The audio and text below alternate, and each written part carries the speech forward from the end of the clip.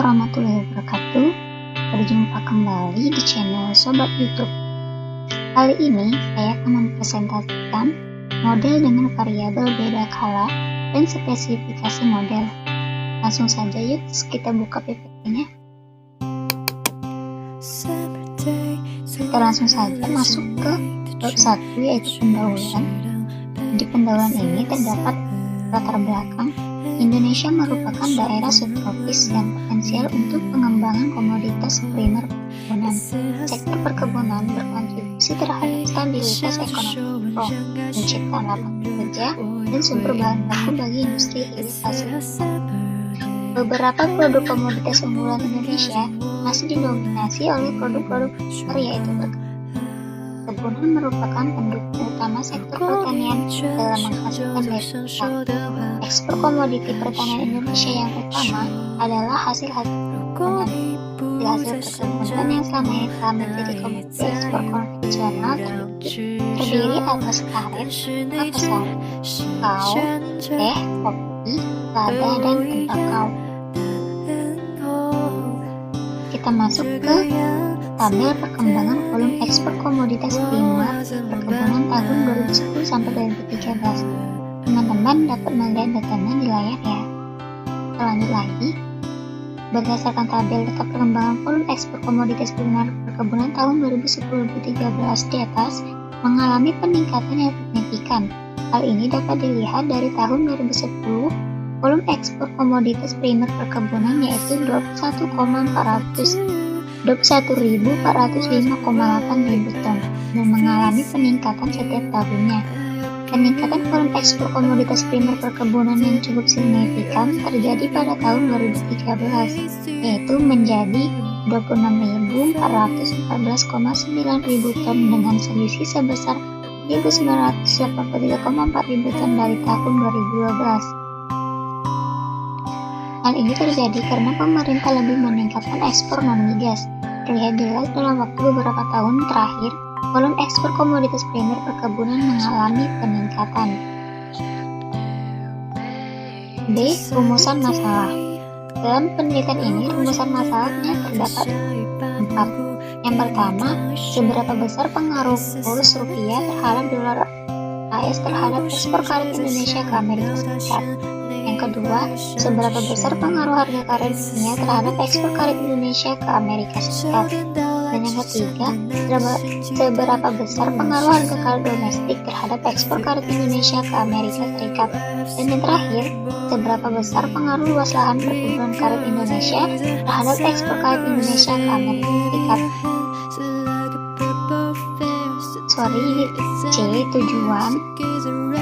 Dalam tujuan ini terdapat 4 juga. Yang pertama yaitu menganalisis seberapa besar pengaruh kurs rupiah terhadap dolar AS terhadap ekspor karet Indonesia ke Amerika Serikat. Yang kedua, menganalisis seberapa besar pengaruh harga karet dunia terhadap ekspor karet Indonesia ke Amerika Serikat. Dan yang ketiga, menganalisis seberapa besar pengaruh harga karet domestik terhadap ekspor karet Indonesia ke Amerika Serikat. Dan yang terakhir, menganalisis seberapa besar pengaruh luas lahan perkebunan karet Indonesia terhadap ekspor karet Indonesia ke Amerika Serikat. Kita lanjut ke bab berikutnya, yaitu bab 2, metodologi penelitian. A. Jenis dan sumber data. Jenis data yang digunakan adalah data sekunder. Data sekunder di sini menggunakan data antar waktu atau time series yang diambil dari tahun 1980 sampai 2015. Sumber data yang diperoleh berasal dari situs resmi BPS, Fokobank, Ditjen, BUN, dan FAO. Dari skripsi Anissa Nuraini dengan judul Analisis Faktor yang Mempengaruhi Ekspor Karet Indonesia ke Amerika Serikat pada tahun 1980 sampai 2015. B. Spesifikasi model. Secara sistematis, Y sama F, X1, X2, 3. Dalam double Douglas menjadi Y sama beta 0 plus beta 1 dan X1 plus beta 2 ln X2 plus beta 3 ln X3 plus PT, di mana Y adalah volume ekspor karet, beta 0 merupakan konstanta, beta 1 dan beta 3 koefisien regresi masing-masing variabel X1 dan X3, X1 merupakan kurs, X2 HKI, X3 HKD, E adalah tingkat kesalahan. Kita lanjut ke bab berikutnya, yaitu bab 3, pembahasan, di mana dalam penelitian ini R-square-nya adalah 0,2238. Lanjut menguji heteroskedastisitas. Uji heteroskedastisitas bertujuan untuk menguji apakah dalam model regresi terjadi ketidaksamaan varian dari residual satu pengamatan ke pengamatan yang lain. Dari hasil analisis dapat disimpulkan bahwa tidak ada masalah heteroskedastisitas dikarenakan probabilitas chi-square sebesar 0,7297 lebih besar daripada nilai alfa sama dengan 10%.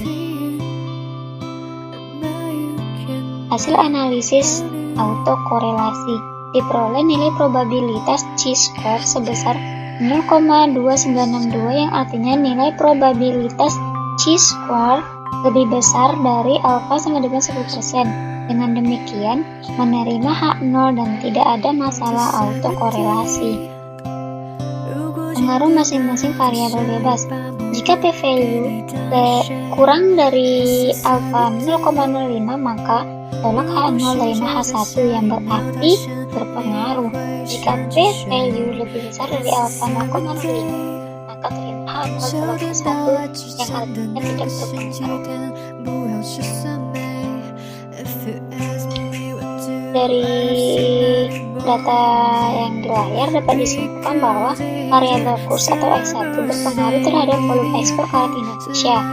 X2 atau variabel HKI tidak berpengaruh terhadap volume ekspor karet Indonesia, dan variabel HKD atau X3 berpengaruh terhadap volume ekspor karet Indonesia.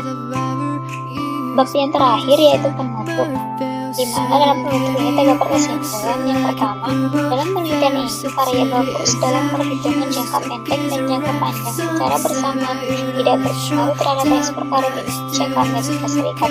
Yang kedua, hasil analisis dalam perhitungan jangka panjang dan jangka panjang variabel harga karet domestik tidak berpengaruh terhadap volume ekspor karet Indonesia ke Amerika Serikat.